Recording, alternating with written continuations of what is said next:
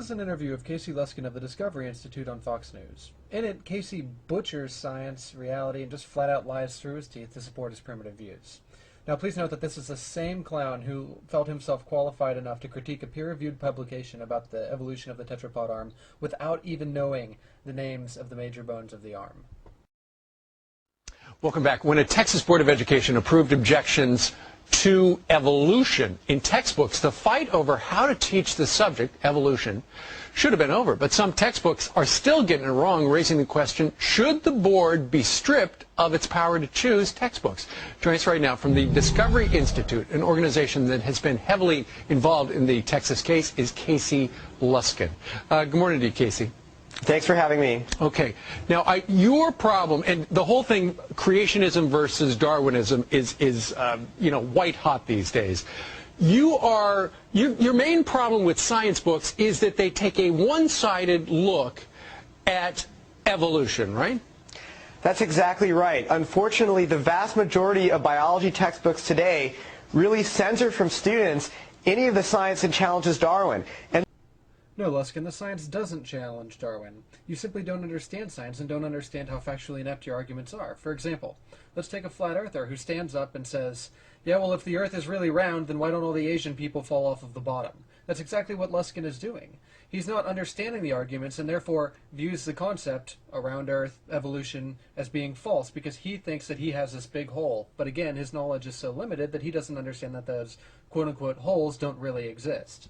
This is not about teaching creationism. This is simply about allowing students to hear about some of the evidence that challenges evolution as well as the evidence that supports it. Right, exactly. Now, and you told me during the break about 100% of the mainstream books get it wrong regarding evolution. And for instance, Haeckel's embryos, how do they get that wrong, all the books?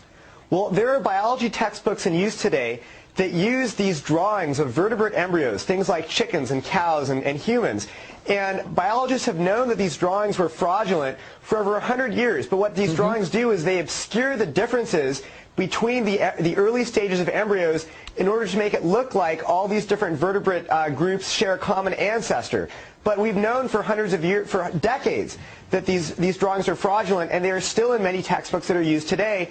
And we think that students should be getting, the most accurate and objective evidence for evolution, not these fraudulent drawings.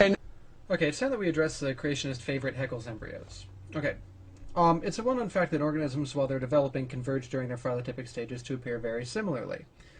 That's really not disputed. Dolphins and snakes both have leg buds, chickens look like humans, it's a fact, it happens.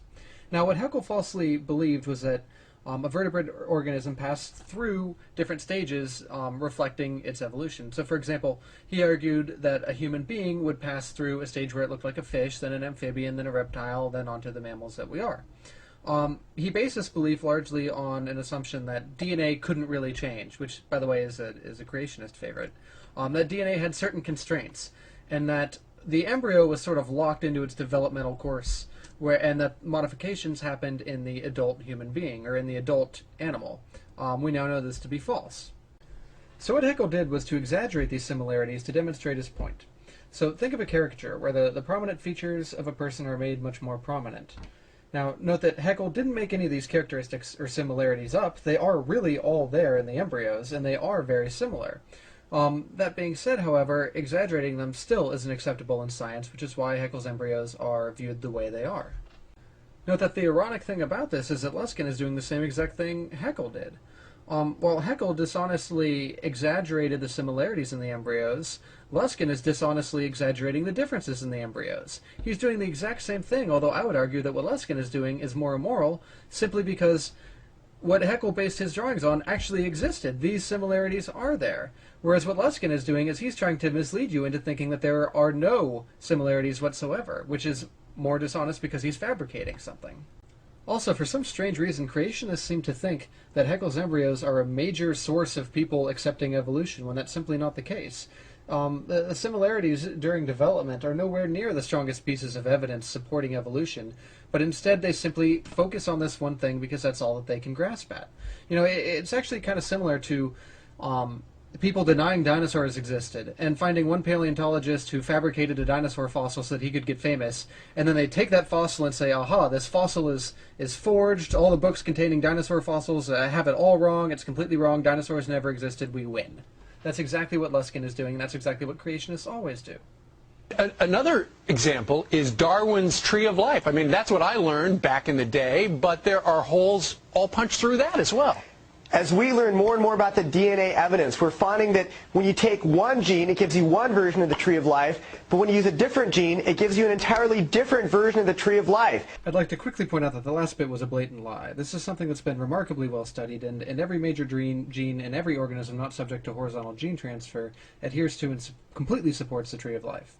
Now, everything from the molecules in your eye helping you see to even snake venom completely adheres to the Tree of Life and supports it.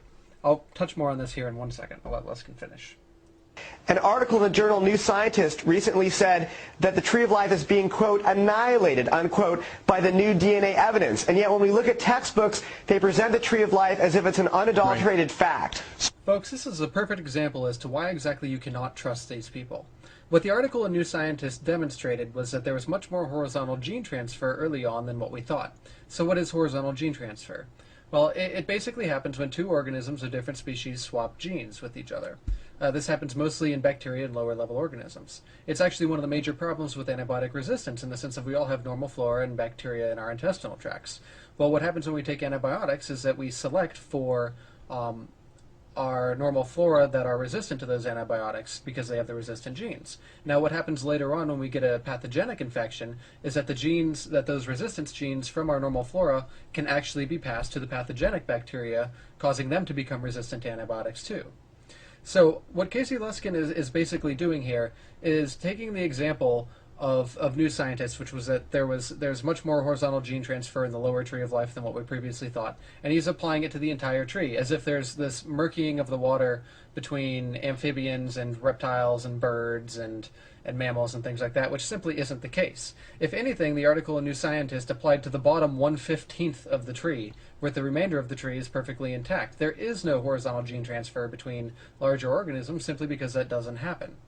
Now, as far as why shouldn't that be included in the textbook, do you really think that it's appropriate to be telling a third grader, well, it's not really the Tree of Life, it's actually the web of life because there's much more horizontal gene transfer in far primitive organisms? No. Sorry, that's simply not appropriate. The Tree of Life is an appropriate description for the vast majority of the tree and for what's trying to be portrayed here. Luskin simply doesn't count on you being able to know that. So what it comes down to for you is 100%, near 100% of the textbooks get it wrong. You're not taking a side whether evolution is right or creationism right. You're just simply saying if the textbooks are going to be teaching evolution, get it right because everybody's getting it wrong. Well, we don't support the teaching of creationism, but we do support the teaching of good science. And the best science shows that there is a real scientific controversy over this. All right, Casey Luskin joining us from the Discovery Institute in Seattle. Casey, thank you very much. Thank you. There may be some sort of controversy in the land of dishonest troglodytes, but in the scientific community, there is no controversy, and there hasn't been for at least 100 years. Well, what gets me here the most is probably the hypocrisy. So, I mean, here we have a guy who's willing to go on the picture tube and tell lie after lie after lie and butcher science at the same time claiming to have the moral position and preserve science. I mean, even Holocaust deniers don't stoop to this level of hypocrisy. Casey Luskin of the Discovery Institute, ladies and gentlemen, give him a hand. And here it is, your moment of Zen.